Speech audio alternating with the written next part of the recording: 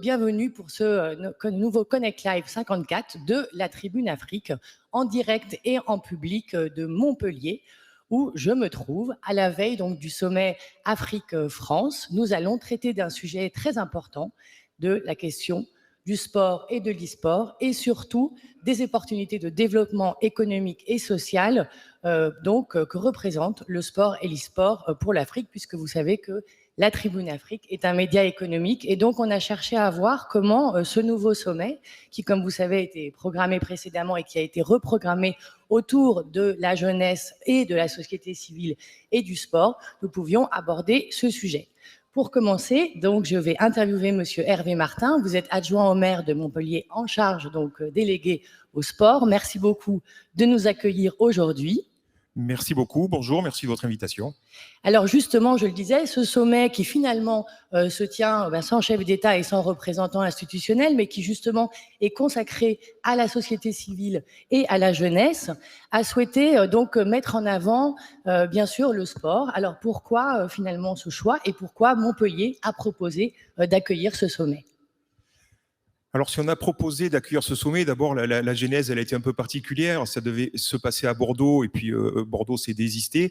Et c'est vrai qu'immédiatement, nous nous sommes portés candidats pour pouvoir organiser ce sommet, parce que c'était l'occasion de lui donner la saveur particulière qu'on observe autour de nous. C'est, et vous l'avez dit, tourné vers la société civile essentiellement. Voilà. Moi, les sommets de chefs d'État, vous savez, depuis qu'on en voit, si ça permettait de résoudre les problèmes du monde, de la famine, de la santé ou de climatique, etc., ça se saurait. Par contre, je crois beaucoup plus au dialogue entre les gens, entre les peuples. Voilà. Et c'est ça, finalement, qu'on essaye de mettre en place dans ce sommet, et y compris sur les questions sportives. Alors, c'est vrai que Montpellier, nous avons d'abord un avantage géographique, je dirais, c'est qu'on est idéalement placé sur l'arc méditerranéen, et l'Afrique, c'est un peu notre voisin d'en face, quoi. Et nous sommes nous-mêmes leurs voisins d'en face, voilà. Donc ça, c'est un premier point. Et puis, nous avons quand même pas mal d'atouts dans divers domaines. Nous avons une fac de médecine dont nous venons de fêter les 800 ans, avec des centres de recherche médicaux, etc., qui sont à la pointe non seulement nationale, mais même au niveau mondial. De la même façon, dans tout ce qui est agriculture, agronomie, enfin la liste est longue. Et sur le plan sportif, là aussi, Montpellier a la réputation d'être ville sportive. On peut dire la deuxième ville sportive de France après Paris, donc on va laisser Paris loin devant, et puis sur le reste du territoire, c'est Montpellier, pour deux raisons essentielles. D'abord, beaucoup de grands clubs, le foot, le rugby, le handball, etc., le basket féminin, avec énormément de titres et des équipes de très haut niveau, et un tissu associatif extrêmement riche au niveau sportif, pour plein de raisons. D'abord, des raisons météo. C'est plus facile de faire du sport quand on a le climat méditerranéen qu'on a ici qu'ailleurs. Une ville jeune, et c'est peut-être un des points communs avec l'Afrique, avec 70 000 étudiants. Donc voilà, tout ça permet de mettre la question sportive au cœur de ce sommet, en dialogue avec les acteurs africains. Alors justement, qu'est-ce que vous en attendez de ce sommet ? Quelle serait une vraie réussite de ce sommet en matière justement de coopération entre l'Afrique et la France, et bien sûr Montpellier, dans tous les domaines, le domaine du sport, de la jeunesse et du lien social ? Alors, il y a déjà des liens qui existent en fait entre des clubs et des associations montpelliéraines et des clubs et associations africains. Par contre, ce sont des liens souvent qui sont un petit peu diffus, je dirais, parce que dans tel club, dans telle association, il y a un joueur, une joueuse qui est originaire d'Afrique ou qui connaît quelqu'un en Afrique. Des anciens joueurs de haut niveau africains qui ont joué au foot à Montpellier ou handball à Montpellier, qui du coup ont ouvert une académie, une fondation. C'est un petit peu diffus. Et je pense que de ces rencontres-là peuvent naître quelque chose de plus organisé, dont nous pourrions à Montpellier tirer bénéfice, parce que moi je suis persuadé que d'un peuple aussi jeune, nous avons énormément à apprendre sur la question sportive. Et en sens inverse, c'est vrai que nous, ville sportive, avec par exemple aussi, on en parle peu, mais j'y tiens, une université, UFR STAPS, on parle beaucoup des autres universités, mais l'UFR STAPS avec de la matière grise sportive importante, avec des chercheurs en matière sportive qui vont d'ailleurs faire un congrès international dans quelques jours à Montpellier. Là aussi, on a des échanges, des collaborations à établir. Et donc, j'espère que le congrès, le sommet, peut être l'occasion de mettre en place des liens plus forts que les liens diffus que nous avons pour le moment. Alors concrètement, ces liens plus forts, aujourd'hui on va parler de développement économique. Est-ce que la ville de Montpellier peut imaginer justement de resserrer ces liens économiquement avec l'Afrique sur une thématique sportive et de jeunesse? Vous savez, moi je crois que le développement économique, les Africains sauront le créer. Voilà. Moi, je fais confiance au peuple.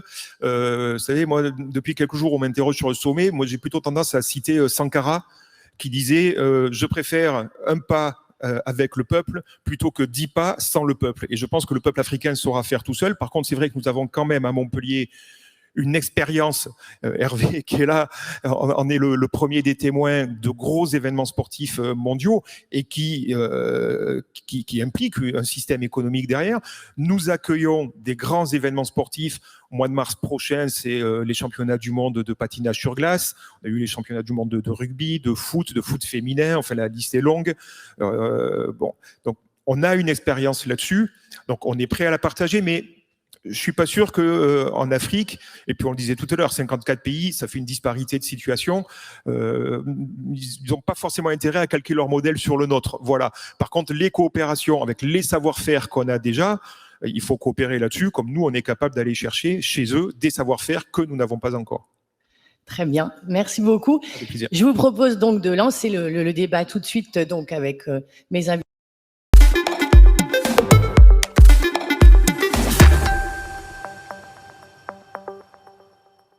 Veille du sommet. Donc, j'ai le plaisir d'accueillir Hervé André Benoît, CEO de Riken et fondateur du festival dont vous parliez, le Festival international des sports extrêmes. Bonjour. Nelson Camara, vous êtes exécutif président chez Sport Impact et vous êtes donc un partenaire de Christophe Diaz, qui est à votre droite et qui est chargé de mission sport et développement à l'AFD.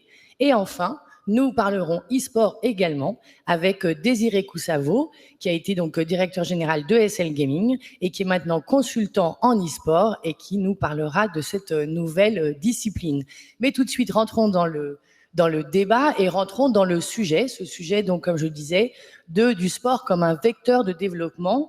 L'AFD donc a monté un programme très important, donc l'Agence française de développement, le bailleur de fonds français, et vous êtes en charge de ce programme dédié au sport. Est-ce que vous pourriez nous le décrire et surtout nous décrire en quoi, au-delà des ODD, c'est-à-dire les objectifs de développement durable, pour un bailleur de fonds comme l'AFD, l'Agence française de développement, le sport est également un vecteur de développement économique du continent? Oui, effectivement. Alors, pourquoi du sport à l'AFD? Pourquoi du sport au sommet? Je pense qu'il faut remonter 4 ans en arrière, lors du discours de Ouagadougou, lorsque le président Macron a placé le sport comme un levier de développement économique et social en Afrique et pour la jeunesse. Depuis ce discours, l'AFD s'est mis en ordre de marche pour vraiment mettre le sport au service des objectifs de développement durable. Alors, autant sur le plan économique que sur le plan social. Économique, pourquoi? On en a parlé tout à l'heure, mais l'Afrique, c'est 800 millions de jeunes. En 2050, ce sera un jeune sur 3 qui sera africain, donc potentiellement un sportif sur 3. On en parle depuis quelques années aussi maintenant. L'Afrique renforce son attractivité pour accueillir des grands événements sportifs internationaux. Dakar 2026, la Basketball Africa League, les Coupes du Monde, j'en passe. Mais tout ça pour dire qu'il y a une énorme opportunité, un fort potentiel de développement économique. Et puis enfin, pourquoi sur le plan social? C'est le cœur aussi de métier de l'AFD. Pour nous, le sport est vraiment un accélérateur de développement pour créer de la cohésion sociale, pour créer du lien social. On parle beaucoup de sport pour l'éducation, sport pour la santé, sport pour la réduction des inégalités entre les femmes et les hommes, sport pour la paix. Et c'est comme ça qu'on considère le sport vraiment comme un outil, un instrument qui parle à la jeunesse et au service du développement sur le continent africain. Alors, est-ce que vous pourriez justement nous décrire plus précisément les programmes que vous avez mis en place et puis ensuite, donc, Nelson, qui travaille avec vous, le développera? Oui, alors, depuis 3 ans, on a développé plusieurs projets, plusieurs partenariats. Pour citer quelques partenariats, Paris 2024, la FIFA, la NBA, la Basketball Africa League, on travaille ensemble pour créer des opportunités de développement économique et social par le sport sur le continent africain. Et puis, on travaille aussi beaucoup avec des acteurs privés et des acteurs de la société civile. C'est important, c'est aussi le sujet du sommet. Par exemple, Nelson, qui représente Sport Impact et qui est en charge de la plateforme Sport en commun, une plateforme justement au service des acteurs sport et développement qui souhaitent vraiment utiliser le sport comme un levier pour atteindre des objectifs en matière de développement. Donc voilà, plusieurs projets, plusieurs partenariats. Ce n'est que le début et j'espère que ce sommet sera aussi une occasion pour passer à l'échelle et développer encore plus le sport en Afrique. Alors justement, donc Nelson Camara, vous êtes donc partenaire de l'AFD sur ce projet, sur cette plateforme Sport en commun. Est-ce que vous pourriez nous la décrire plus précisément et nous dire quel est votre rôle et quelles sont vos attentes justement en tant que responsable? Alors, c'est effectivement une plateforme 100% digitale, numérique, qui a été lancée il y a maintenant 1 an à l'initiative donc de l'Agence française de développement et qui est gérée de Dakar au Sénégal par une équipe que je dirige avec l'ensemble de mes camarades. Aujourd'hui, on a lancé cette plateforme avec l'ambition de raffirmer l'importance du sport en vecteur économique et social sur le continent africain. Et pour cela, on s'est fixé 4 objectifs. Le premier, c'est vraiment de mobiliser les financements au service des porteurs de projets, qu'il s'agisse de projets de petite taille, comme l'organisation de camps, de tournois, de campagnes de sensibilisation, ou des projets de taille moyenne, comme des terrains de proximité. Je pense que Hervé, à Montpellier, plusieurs terrains de proximité ont permis d'avoir un vrai impact économique et social pour les communautés locales, mais également des grands projets d'infrastructures, notamment les grandes infrastructures durables, c'est-à-dire qu'on souhaite pérennes dans le cadre de l'organisation d'un grand événement sportif comme les Jeux Olympiques de la jeunesse à Dakar en 2026. L'idée, c'est peut-être d'avoir des grandes infrastructures, mais qui, au-delà de l'événement, servent aux populations locales, en termes de création d'emplois, mais comme le disait également Christophe tout à l'heure, en termes de cohésion sociale, d'éducation, de formation, de santé, de réduction des inégalités, inclusion par exemple des personnes handicapées, ou de manière générale d'émancipation des filles, des jeunes femmes, ou de développement d'une ville vraiment durable dans son esprit. Alors, je vous coupe par rapport à la notion d'émancipation des femmes, parce que c'est vrai que c'est un sujet, d'ailleurs, nous, qu'on couvre beaucoup au niveau économique, car on sait que les femmes sur le continent ont un rôle extrêmement important dans le développement économique, c'est elles qui portent, par exemple, le secteur informel, qui couvre pratiquement entre 60 et 70% de l'économie. Et je voulais m'excuser auprès du public ainsi qu'auprès de nos internautes, car vous voyez là, il n'y a que des messieurs et je le regrette bien. Nous avions proposé notamment à Sandy Alibo de Surf Ghana de nous rejoindre. Malheureusement, elle est dans son avion. Et puis, je crois, Nelson, qu'il y a également quand même, non, pas maintenant tout de suite, mais à d'autres moments du sommet, des athlètes féminines donc africaines qui se représentent. Oui, tout à fait. On est accompagné autour de cette plateforme par des sportifs de haut niveau, athlètes féminines et masculins qui, comme vous le savez, ont une voix qui porte. Ce sont des modèles, des sources d'inspiration pour la jeunesse africaine. Et lorsqu'on mène des actions à leur côté sur le terrain, parfois, je le dis tout, mais le discours d'un sportif de haut niveau a plus de poids que le discours d'un chef d'État aux yeux de cette jeunesse. Et donc, c'est important de travailler main dans la main avec ces sportifs qui, parfois, ont cette volonté intérieure de s'engager, de, entre guillemets, give back par rapport à tout ce que le sport leur a apporté. Bien sûr, et pas que pour la jeunesse africaine. Je pense qu'aujourd'hui, oui, il y a quand même une tendance très importante à finalement pas seulement admirer les athlètes, mais récupérer leurs valeurs pour s'en inspirer et justement se sentir mieux avec soi. Et donc, ça fait partie quand même des leviers des valeurs du sport. Absolument. Je voudrais, Hervé Martin, que vous puissiez réagir donc au rôle de l'AFD. Et justement, est-ce que vous pourriez attendre du sommet qu'il y ait plus de coopération entre les différents acteurs français pour favoriser ce développement du sport en Afrique? Oui, bien entendu, parce que on ne peut pas faire comme si, en plus, le système sportif français était parfait. C'est-à-dire qu'effectivement, il y a énormément à développer en Afrique, encore une fois avec une disparité selon les endroits de l'Afrique. Mais en France, le système sportif n'est pas parfait non plus. On vient de parler du sport féminin, du sport pour les femmes. Vous savez, en France, il y a à peu près autant d'hommes que de femmes qui ont une pratique sportive. Sauf qu'il y a beaucoup plus d'hommes qui sont licenciés que de femmes. Ce qui veut dire que les femmes font du sport seules, donc sans encadrement, sans apprendre le bon geste, sans suivi médical, etc. Donc des fois, elles se font plus de mal que de bien. Ou alors, elles font du sport dans des salles privées. Et du coup, c'est payant et l'inégalité de genre se double d'une inégalité sociale. Je dirais que là-dessus, l'Afrique a une chance, c'est que dans pas mal de territoires africains, finalement, en prenant les choses un petit peu à la base, il y a la possibilité de développer le sport féminin en même temps, alors qu'en France, on est sur du rattrapage. Et donc, c'est là que, en fonction de ce que l'AFD arrive à faire en Afrique, on a même, nous, ici, à s'inspirer de la chose pour arriver à rééquilibrer les niveaux sportifs masculins et féminins.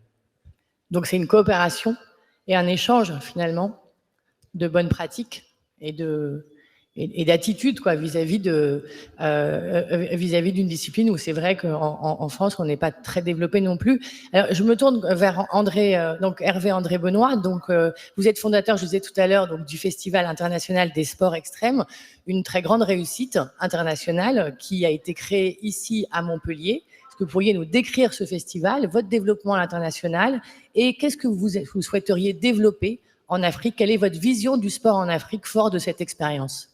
On a monté du coup depuis 1997 à Montpellier un événement, le FIS, Festival international des sports extrêmes, qui est basé sur le principe qu'on voulait depuis 1997. Ce que je souhaitais, c'était arriver à démocratiser, populariser les sports freestyle. Étant moi-même issu de ces sports-là et dès l'âge de 8 ans, j'avais commencé à pratiquer, ça m'avait énormément apporté dans mon... Qu'est-ce que c'est qu'un sport freestyle? C'est le skate, c'est le roller, le BMX, le wakeboard, la planche à voile, le surf, c'est aujourd'hui le parcours. Le breakdance rentre dedans, sport urbain, sport freestyle, action sport. C'est la glisse et urbain. C'est des sports individuels en fait, mais qui se pratiquent en communauté, en tribu, et dans lequel il y a des déplacements de soi qui permettent des montées d'adrénaline on pratique le BMX ou le skate. Le skate par exemple, on pratique tous le même sport, des mêmes règles, mais en fait chacun a sa façon de pratiquer différente. Donc c'est des sports vraiment où on peut avoir une propre identité dedans, un propre style, rajouté au style vestimentaire, musical. Et c'est vrai que c'est pour ça qu'aujourd'hui les 6-18 ans sont énormément engagés sur ces sports-là. Et donc, on a développé en 25 ans un événement qui s'appelle le FIS. C'est plus de 600 000 spectateurs qui viennent pendant 5 jours à Montpellier. C'est un événement qui est gratuit. Je pense que c'est le plus gros événement de cohésion sociale qu'il peut y avoir en France parce que il n'y a pas de place payante. Donc, tout le monde se retrouve au même endroit, riche, pas riche, quel que soit l'âge. Et je pense que ça, du coup, c'est un bon signal qui a, je dirais, à montrer pour justement des dynamiques comme on peut développer sur le continent africain. Et du coup, deux questions par rapport à ça, je vous arrête. En quoi donc ce freestyle pourrait être justement un levier spécifique pour l'Afrique par rapport à la spécificité de ce sport? Et deuxièmement, en quoi le modèle économique qui permet finalement un événement inclusif, mais qui vous a quand même permis de vous développer à l'international, pourrait être aussi un levier ou pourrait être développé sur le continent? Alors déjà, c'est un sport des sports qui se pratiquent en général de façon outdoor, donc forcément la météo est quand même importante. Donc c'est le premier élément, c'est des sports jeunes. Donc quand on est à 60% de la population qui a moins de 25 ans, forcément on est vraiment dans le target. C'est des sports qui sont peu onéreux à pratiquer et qui donc très facilement qui peut se partager entre tout le monde. C'est des disciplines qui sont surtout aujourd'hui très visuelles sur les vidéos et du coup, il y a énormément de gens dans le monde qui souhaiteraient le pratiquer parce qu'ils le voient, mais ils n'ont absolument pas les infrastructures autour d'eux pour pouvoir le faire.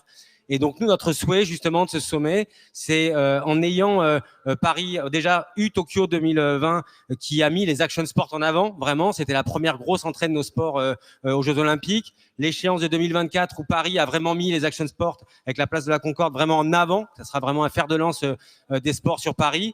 Et justement, Dakar 2026, on voit ça comme une opportunité, une finalisation justement du développement de ces sports.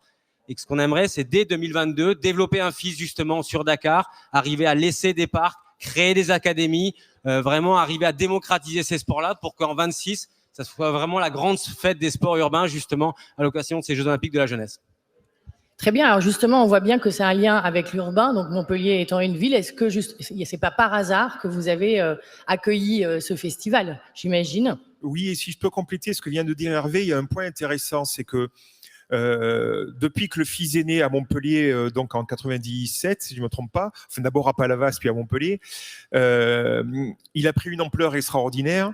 Donc, le développement économique et l'attrait économique que ça a pour la ville, on en est mais alors, complètement conscient, surtout dans une ville touristique. Et sur le plan sportif, le fait qu'il y ait cet événement mondial extrêmement important, montré à tous les petits Montpelliérains, ça débouche sur, et on vient de déposer enfin le permis de construire hier, je te l'annonce, tu ne le sais peut-être pas encore, d'un nouveau skatepark à Gramont, mais qui est un des plus beaux d'Europe, je pense qu'on peut le dire, d'accord, un investissement de 4,5 millions d'euros, ce qui veut bien dire que quand des événements comme cela sont proposés à la population après forcément est demandeuse de pouvoir pratiquer également ces sports-là et oblige la puissance publique à créer les infrastructures, et donc on amorce là d'un événement spectaculaire avec une finalité qui est sportive et économique. Ça débouche sur un investissement à vocation sociale dont on parlait tout à l'heure pour permettre la pratique de toutes et de tous. Et donc il y a un lien très intéressant entre une entreprise privée qui fait un événement important et le débouché sur des pratiques sociales pour les jeunes de la ville. En fait, c'est la question du rôle modèle. C'est-à-dire que ça crée des rôles modèles qui permettent derrière de créer une appétence. On a parlé un petit peu, vous n'avez pas répondu à ma question sur le business model, justement. Le business model, justement, il est de créer un événement pour être capable, justement, en créant des événements, que vous comprenez, on a fait un IFIS Junior l'année dernière pendant la pandémie, c'est-à-dire un contest digital ouvert dans le monde entier. Comment ça se passe concrètement? C'est chacun envoyait une vidéo de 1 minute où il y avait des juges et le public qui votait. Et l'engagement a été, on a eu plus de 1800 riders et des dizaines de millions de vues sur ça. Mais juste que vous compreniez, on a à peu près 20% des participants qui étaient français sur cette compétition internationale. Sur ces Français, 30% étaient de la métropole de Montpellier. Oui, le niveau des action sports aujourd'hui, globalement, il est quand même autour de la métropole de Montpellier parce que justement, depuis plus de 20 ans, il y a ce développement-là, il y a un vrai impact derrière. Donc nous, le développement économique qu'on y voit justement, c'est d'être capable à l'échelle justement du continent africain de fabriquer tout sur place, parce que si c'est de devoir importer en Afrique des matériaux beaucoup trop chers, des équipements, des skates, des BMX qui sont en dollars beaucoup trop chers, ou des skateparks qui sont fabriqués en France avec des charges françaises ou aux États-Unis. Donc l'idée, c'est vraiment d'arriver à localiser vraiment de l'industrialisation sur place, de former localement, de former des jeunes qui sont passionnés justement par ces sports-là et qui aient la même chance que ce que nous, on a pu avoir, c'est-à-dire vivre de sa passion. Et donc, on veut à la fois développer cette passion, l'entretenir et faire qu'ils puissent en vivre. Excusez-moi, juste pour terminer, pour aller jusqu'au bout de cette logique-là, c'est ce qui a permis à Montpellier d'avoir chez nous le centre d'entraînement national de BMX qui dépend de la Fédération française de cyclisme, qui est venu s'installer à Montpellier et qui donc forme les futurs champions qu'on voit au JO, etc. Et là, la boucle est bouclée. Et donc, ça part d'une initiative. Ça alimente les jeunes sportifs montpelliérains, ça alimente le sport fédéral et la boucle est bouclée. Alors, du coup, j'ai une autre question et après, je vous ferai réagir. Votre événement, j'imagine qu'il est sponsorisé par des marques. Est-ce que dans cette optique, on peut imaginer, ou vous savez déjà, s'il y a des marques qui ont pris l'initiative de créer des joint ventures ou peut-être d'avoir des partenariats avec certains pays d'Afrique pour justement faire ce que vous le disiez, à savoir industrialiser sur le continent? Il y a des initiatives, très certainement. En tout cas, ce qui est certain, c'est que le but de ce sommet, justement, c'est d'ouvrir ces opportunités-là. Et c'est pour ça que le jalon, c'est de se dire, essayons de monter avec la dynamique, justement, de Dakar 2026, un FIS en 2022. Et donc, à partir du moment où on lance ça, c'est ouvrir justement aux opportunités à des partenaires de venir s'associer à ça.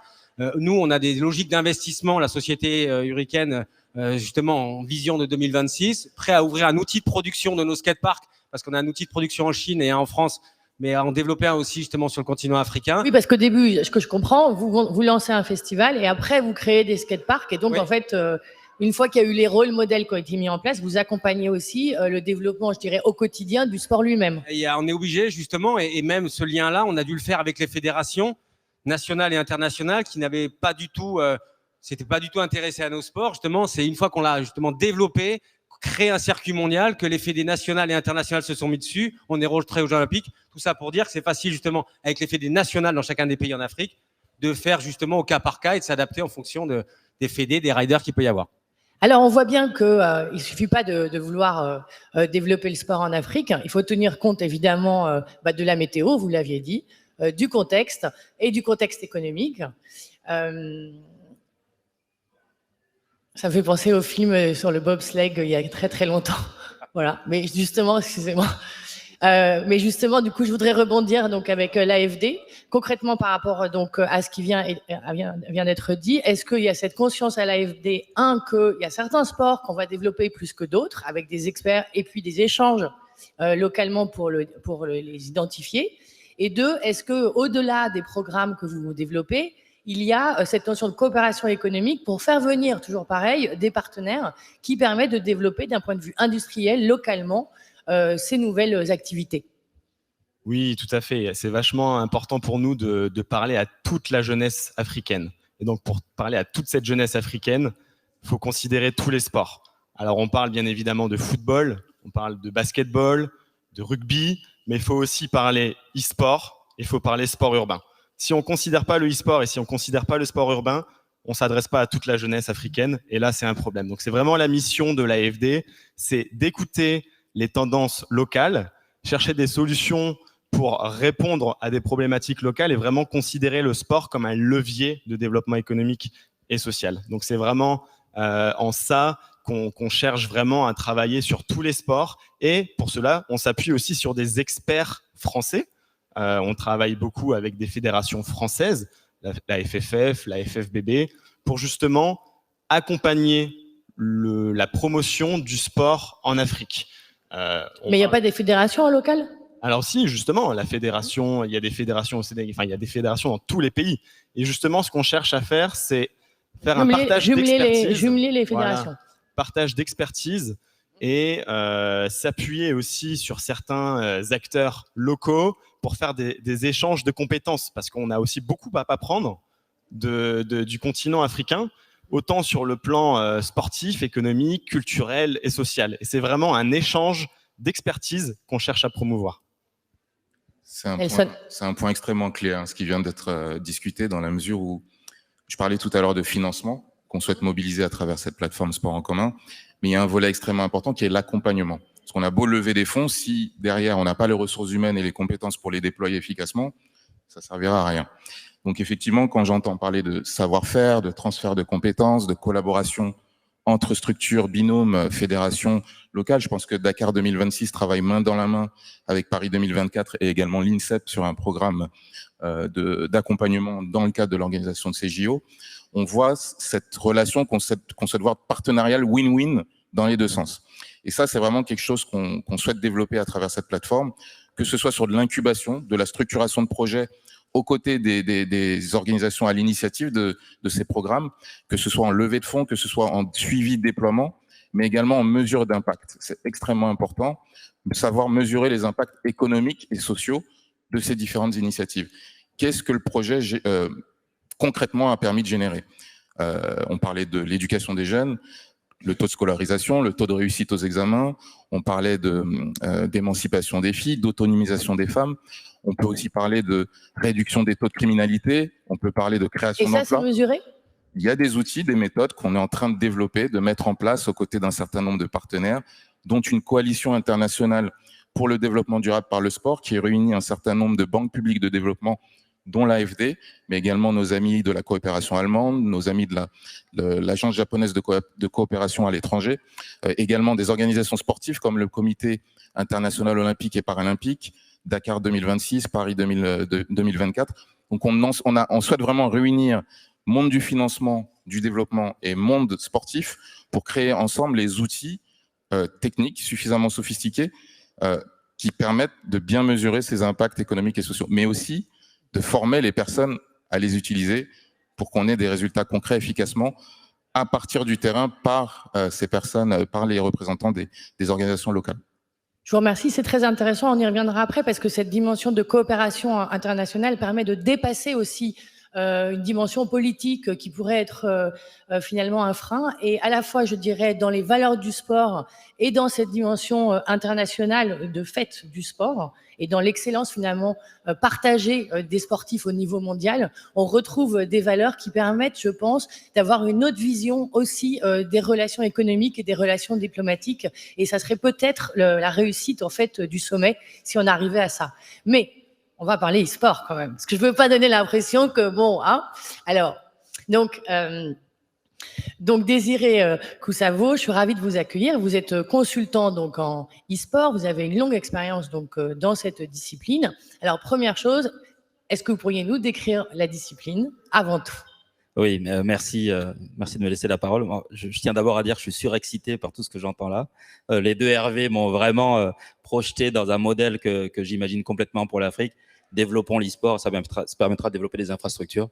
Parce que si à un moment donné, on arrive à créer des champions africains de l'e-sport, bah forcément, il faudra des connexions Internet, il faudra des ordinateurs, il faudra des salles de pratique. Et pour ça, il faut investir dans la technologie. Et je me dis, c'est aussi un levier de développement. Et c'est exactement, alors, c'est pas le même, on parle pas des mêmes outils, mais pour moi, c'est la même vision qu'on essaye de développer avec un certain nombre de partenaires africains. C'est très intéressant. On reviendra sur la dimension du numérique car c'est quand même le levier justement de développement économique en Afrique. Mais du coup, avant de répondre à cette question, je repose ma question. Qu'est-ce que l'e-sport et comment ça se développe en Afrique? On va commencer là-dessus. D'abord, la définition de l'e-sport, c'est assez simple. C'est la pratique du jeu vidéo compétitif.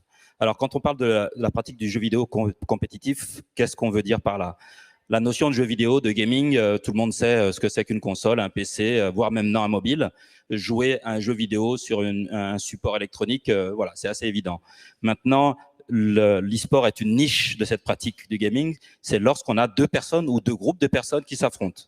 On ne parle d'e-sport que lorsqu'on a une confrontation humaine entre deux personnes par le biais d'un support électronique. Comme on pourrait jouer au tennis, sauf qu'on remplace les raquettes. C'est une compétition. On remplace les raquettes et le filet par un matériel. Et la particularité de l'e-sport, c'est que ça peut se pratiquer à distance. On peut avoir deux joueurs assis à la même table, mais on peut avoir un joueur qui est en France et un joueur qui est à Dakar en train de pratiquer. Même si aujourd'hui, c'est un peu... les infrastructures ne permettent pas forcément une certaine équité e-sportive entre les deux. Et moi, c'est vrai que ça fait une vingtaine d'années que je travaille dans l'e-sport. Enfin, je travaille, c'est un grand mot parce qu'il y a 20 ans, c'était pas un travail. Maintenant, c'est devenu mon métier. Il y a une vraie économie aujourd'hui en Occident, enfin, en Europe, en Amérique, en Asie. C'est extraordinaire. Ça pèse combien aujourd'hui, au niveau de la planète, on est sur 1 milliard de dollars de revenus pour cette année, enfin pour l'année dernière, excusez-moi. Et aujourd'hui, l'Afrique, ça représente, alors on parlait tout à l'heure de 0,5%, je suis même pas sûr qu'on les a en Afrique. Donc c'est pas une pratique économiquement qui a encore permis d'impacter le continent et c'est sur ça qu'on travaille. Alors, vous parliez justement du digital. Le digital, je le disais à l'instant, c'est quand même un levier de développement. Et depuis, effectivement, la crise Covid, on a vu une formidable accélération du digital sur l'Afrique. De ce que je vois dans l'e-sport, il y a justement cette dimension. Il y a cette dimension, mais est-ce qu'il y a aussi une dimension d'industrie créative qui soit propre au continent, puisque la spécificité de l'e-sport, vous me le disiez tout à l'heure, c'est qu'en fait, derrière, il y a un logiciel et il y a un logiciel propriétaire, à la différence des autres sports qui sont ouverts. Oui, ça c'est une vraie difficulté. Moi, alors j'ai la chance depuis presque un an maintenant de discuter avec beaucoup d'acteurs de l'e-sport africain, une trentaine d'organisateurs d'événements sur toute l'Afrique. Et aujourd'hui, lorsqu'on parle d'e-sport, il y a deux visions. Il y a celle de la pratique et ensuite il y a celle de l'économie. Et bien, je pense que c'est la même chose pour le sport. Il y a la pratique du sport et après, il y a toute l'industrie qui va avec. Et lorsqu'on parle d'industrie créative, malheureusement, en Afrique, sur l'e-sport, on n'a pas grand-chose puisque tous les jeux vidéo créés en Afrique aujourd'hui sont des jeux vidéo qu'on appelle des jeux vidéo narratifs. Dès qu'on parle dans l'e-sport, c'est-à-dire dans des jeux vidéo de compétition, ce sont des jeux américains, des jeux chinois, des jeux français. Parce qu'aujourd'hui, on va dire que c'est une question d'infrastructure aussi encore? Oui, bien sûr, d'infrastructure, de formation. Et on a une école de création de jeux vidéo en Afrique, en Tunisie. Je ne sais pas si mon ami Mohamed est dans le coin. Et évidemment, aujourd'hui, c'est pas encore quelque chose d'assez visible pour inciter ces studios de développement à aller dans cette direction. Mais il faudrait. Oui. Et je crois qu'on a un champion en France, Ubisoft notamment. Est-ce que vous savez s'ils ont des projets d'implantation en Afrique? Alors moi, je parle de l'e-sport, pas du jeu vidéo. Ouais. Le jeu vidéo, oui, évidemment, tous les éditeurs vendent leurs jeux en Afrique, il n'y a aucun problème. Non, mais est-ce qu'ils développent justement au niveau e-sport, des partenariats en local pour créer? Aujourd'hui, le continent africain est complètement délaissé et on a un vrai problème aujourd'hui, c'est que quand on joue un jeu e-sport, tous les jeux aujourd'hui e-sport se jouent sur des serveurs. Et ces serveurs, il n'y en a pas en Afrique. C'est-à-dire qu'un Sénégalais qui veut jouer par exemple à FIFA doit se connecter à un serveur en France. Donc s'il veut jouer contre un joueur français, le joueur français sera à quelques millisecondes du serveur, alors que le joueur sénégalais sera à 70 millisecondes. Donc c'est absolument pas équitable. Et donc c'est un problème d'infrastructure, encore une fois. Si les joueurs africains ne peuvent pas accéder à la même qualité de pratique que les autres, c'est normal qu'on ne les retrouve pas au plus haut niveau. Et aujourd'hui, vous regardez toutes les grandes compétitions internationales, il n'y a pas de pays africain, il n'y a pas de joueurs africains. L'Afrique est complètement délaissée. C'est intéressant parce qu'on a beaucoup finalement, vous voyez que quand on parle d'économie, on parle beaucoup d'infrastructure. Et donc beaucoup d'investissements, et on retombe assez souvent quand même sur la notion de financement. Et effectivement, le rôle des bailleurs de fonds est essentiel, mais aussi, et c'est là-dessus qu'on milite sur la Tribune Afrique, le rôle des privés doit se développer et on ne doit pas avoir une vision, uniquement étatique, politique ou bailleur de fonds de ce qui peut se développer en Afrique. Qu'est-ce que, justement, quels sont les acteurs privés qui seront présents sur le sommet ? Je me tourne vers vous. Et qu'est-ce qu'on en attend? Parce qu'on parle de la société civile, on parle des jeunes, de la jeunesse, mais en fait, il y a plein de partenaires qui, comme vous ou comme d'autres, sont autour des activités que fait la jeunesse et des activités de la société civile. Alors, quel rôle est-ce qu'il y a d'autres partenaires privés et qu'est-ce qu'on en attend? En termes sportifs? En termes du développement du sport, finalement. Est-ce que ça va être un sujet qui va être abordé? Alors peut-être que l'AFD sera mieux placé que l'adjoint de Montpellier pour répondre à la question, mais des partenaires privés, oui. Enfin voilà, on a Hervé qui est là, le e-sport avec Désiré, et je l'imagine que l'AFD, dans sa venue ici, a fait son travail de façon à regrouper les partenaires privés qui peuvent intervenir entre la France et l'Afrique. Donc je vais peut-être vous laisser la parole là-dessus plus facilement que moi. Oui. Je vais vous laisser la primeur, comme vous nous accueillez. Merci.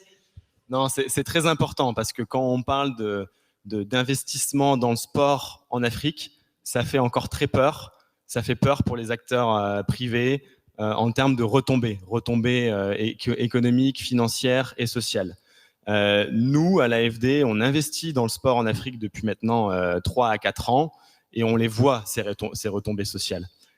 Nelson a parlé tout à l'heure de coalition. On essaie de ramener nos partenaires bailleurs de fonds, les Japonais, les Allemands, à nos côtés pour justement renforcer cette dynamisation autour du sport en Afrique. La prochaine étape, c'est de ramener les acteurs privés, les fonds d'investissement, les acteurs institutionnels du monde de l'investissement. On a besoin d'eux pour passer à l'échelle. Et c'est vraiment cet objectif qui est recherché pendant ce sommet, c'est de révéler tout le potentiel du sport en matière d'impact économique et social. Non, mais pour rebondir sur ce que Christophe a dit, effectivement, je pense que les perspectives de rentabilité sont différentes. Pour un bailleur de fonds, on va plus miser sur de la rentabilité sociale à très court, moyen terme, et une rentabilité économique où on peut être plus patient. L'investisseur privé, lui, va privilégier plus la rentabilité économique à court, moyen terme. C'est son cœur de métier, il doit faire de la rentabilité, ne serait-ce que pour payer ses équipes et assurer le modèle économique de sa structure. Donc, en partant de ce constat-là, je pense qu'on ne doit pas opposer les deux mondes, mais plutôt essayer de les faire collaborer ensemble. Et c'est totalement ce que l'AFD essaye de mettre en place à travers un certain nombre d'initiatives, aux côtés d'autres bailleurs. Je pense qu'on n'a pas parlé de la Banque Ouest Africaine de Développement, qui est également membre de cette coalition internationale pour le développement durable par le sport.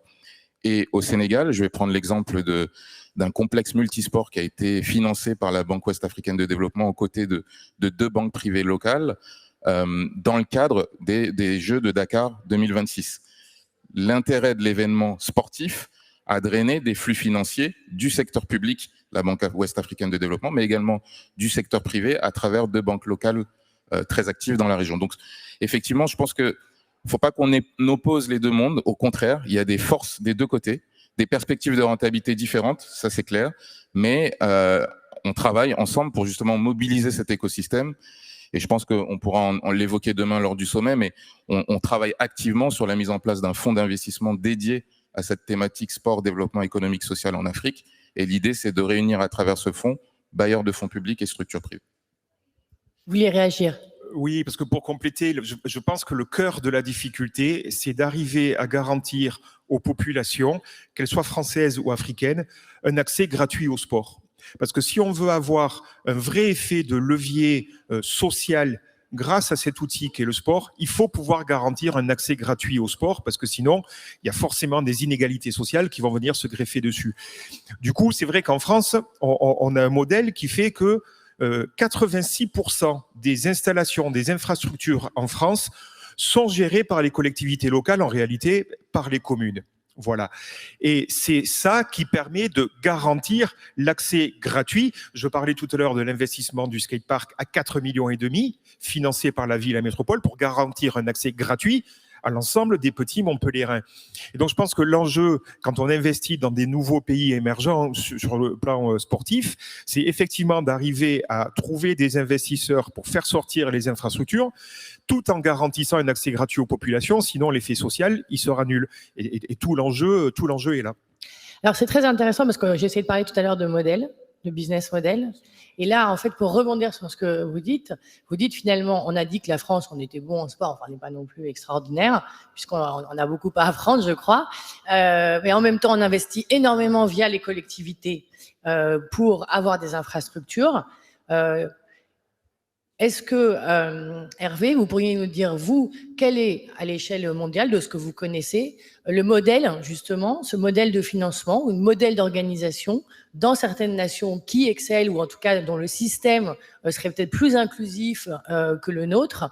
Est-ce qu'il y a un autre modèle que celui que vous avez présenté? Est-ce qu'il y a un autre modèle, je vous pose la question à tous, qui pourrait se développer en Afrique? Ou est-ce que, avant tout, pour assurer cette gratuité, eh bien, en fait, c'est avant tout un modèle, public.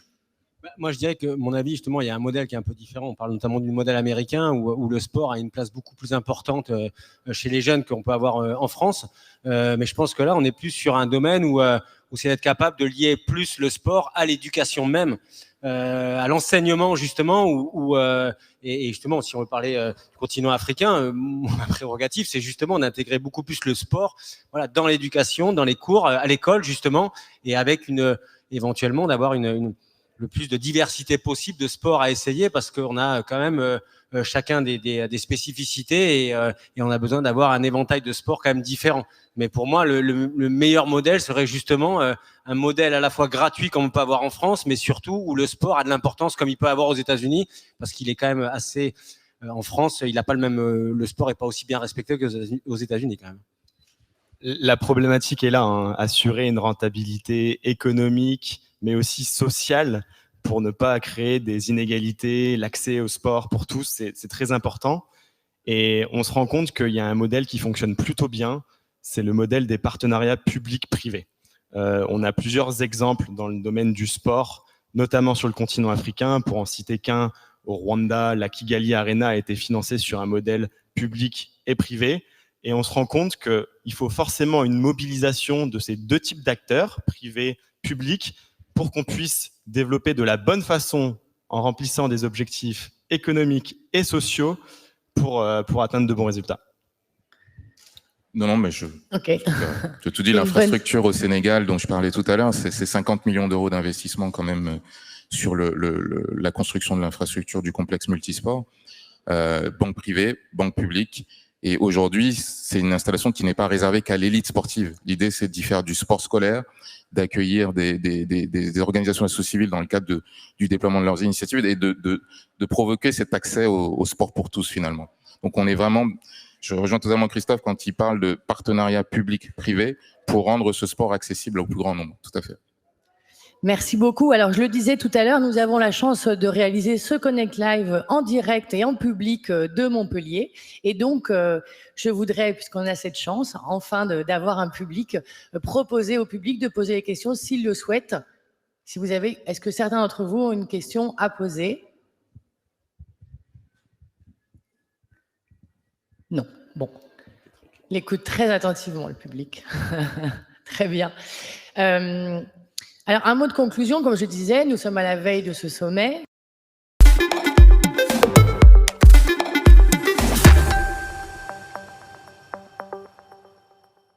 À chacun, pour terminer, qu'est-ce que vous en entendez et en quoi ça serait vraiment une réussite? Pour nous, pour nos sports, les action sports, sport freestyle, ce qu'on souhaiterait, c'est voir très rapidement un événement sur le continent africain se mettre en place. Et on est convaincu que c'est la dynamique de Dakar qui est justement la bonne. Et c'est pour ça qu'on aimerait arriver à trouver les acteurs autour de nous pour pouvoir monter cette édition en 2022 et dès la rentrée scolaire 22, être capable d'ouvrir une académie justement de skate, roller et de BMX directement sur Dakar. Merci.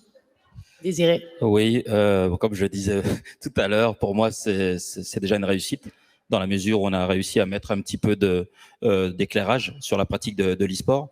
Et ça, c'était le plus important, de pouvoir expliquer ce qu'on fait, de pouvoir expliquer le potentiel de tout ça. Et ben, qu'est-ce que j'attends pour la suite? Que ça soit pas juste une parenthèse, qu'avec tous ces acteurs, que ce soit l'AFD ou tous les autres acteurs qu'on a l'occasion de rencontrer sur ces quelques journées, ben, qu'on puisse se projeter sur l'avenir de l'e-sport en Afrique. Moi, je suis sur un gros projet panafricain avec une trentaine de pays pour l'instant, mais j'espère 54 à terme. Et évidemment, ce genre de soutien institutionnel peut être un grand plus. Donc, rendez-vous après le sommet pour continuer cette aventure. Merci. Je pense que pour nous, c'est vraiment révéler le potentiel du sport. C'est vraiment notre objectif sur les opportunités de développement économique et social. Mais avant tout, on sera très heureux demain d'accueillir des acteurs africains qui sont sur le terrain, des associations, des fédérations, des porteurs de projets, des athlètes qui seront mis à l'honneur demain pendant toute la journée, toute la programmation sportive. Et donc, rien que pour ça, pour nous, c'est vraiment une réussite. Et on sera très heureux de les rencontrer, sans oublier les athlètes comme le disait Nelson, qui ont vraiment une voix qui porte auprès de cette jeunesse. Et c'est déjà une réussite pour nous. Et on espère continuer sur cette croissance autour du secteur du sport et du développement en Afrique. Merci. Qu'on voit plus le sport comme un simple loisir et qu'on le voit comme un vrai vecteur d'impact économique, sociaux.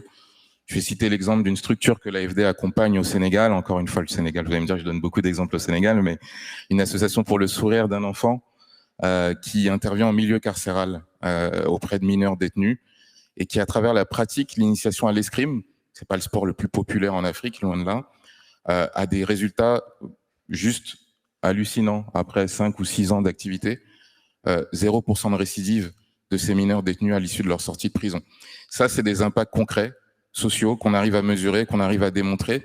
Et si après ce sommet, on arrive à mobiliser tout cet écosystème, pas qu'au Sénégal, mais sur l'ensemble du continent africain, et qu'on arrive à démultiplier cette multitude de projets, nous, Plateforme Sport en Commun et nos bailleurs partenaires, on sera plus que ravis d'être le trait d'union entre ces différents acteurs. Merci. Et donc, le mot de la fin par Hervé Martin. Moi, 2 choses. La première, c'est que je suis un hyper convaincu du rôle émancipateur du sport. Voilà, et je pense qu'au travers des partenariats qu'on peut développer, je disais que ça existe déjà à Montpellier, mais c'est un peu embryonnaire ou très diffus. Ça demande à être organisé et structuré. Et il y a un rôle émancipateur, il y a une dimension culturelle du sport qui permet d'élever les gens. Et ça me paraît essentiel. Le deuxième point, on n'en a pas parlé, je fais très court dessus, mais on vient de traverser et on traverse encore une période de crise sanitaire extrêmement importante qui a eu un impact extrêmement fort et extrêmement dur sur la pratique des activités physiques et sportives. Et je pense que dans des pays où l'activité physique et sportive finalement reste beaucoup à développer et à organiser, ils vont être obligés de tenir compte de ces nouvelles contraintes-là pour organiser l'activité sportive. Et donc, si nous, en France, on peut s'en inspirer, parce que nous, ça nous oblige à transformer les choses. Et j'essaye de travailler déjà à ça avec différents acteurs à Montpellier, mais transformer les choses, c'est très difficile. Quand on part un peu plus à la base, c'est plus facile de tenir compte de ces contraintes pour imaginer le sport de demain. Et je pense donc que par ce dialogue et ce partenariat, ces coopérations, on peut tous inventer le sport de demain. Et c'est ça que je trouve très enrichissant dans les partenariats avec les peuples africains. Très bien, merci beaucoup. Merci à tous et merci donc à la mairie de Montpellier de nous avoir accueillis. Merci également à la tribune Montpellier qui nous a aussi accueillis. nous étions ravis de faire cette émission de rentrée en direct donc de Montpellier, avec la sortie donc de la Tribune Afrique à la rentrée sur la résilience, puisqu'on est dans cette problématique de relance, y compris sur le continent africain, bien évidemment. Donc, je vous en offrirai un exemplaire à chacun. Vous pourrez également suivre l'actualité donc de ce sommet sur le site de la Tribune Afrique. Et pour ma part, je vous retrouve très bientôt. Merci beaucoup.